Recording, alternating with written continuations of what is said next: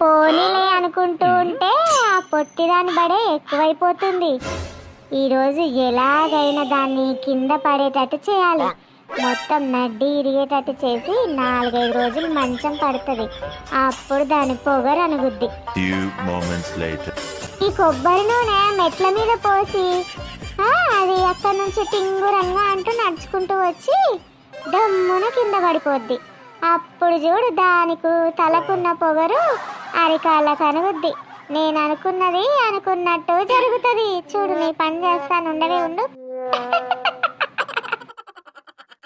అమ్మరా అత్త, నా మీదే స్కెచ్ చేస్తావా? ఆ స్కెచ్ నీకే రివర్స్ అయ్యేటట్టు చేస్తానుగా, ఉండు. అత్తయ్య గారు, అత్తయ్య గారు, అయ్యో అయ్యో అయ్యో, ఏమైందమ్మా? చూసుకోకుండా నూనె మీద అడిగేసాను అత్తయ్య గారు, కాలు బెనికింది. అయ్యయ్యో, అవునా?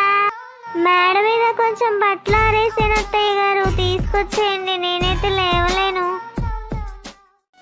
సరే అమ్మా. అత్తయ్య గారు, నీళ్లు తీసుకురండి.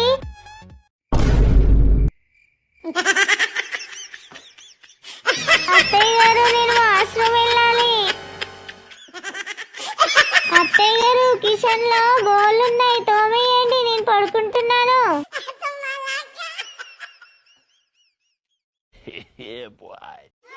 దాన్ని పడేద్దాం అనుకుంటే ఇంట్లో ఉన్న పనంతా నా మీద వచ్చి పడింది.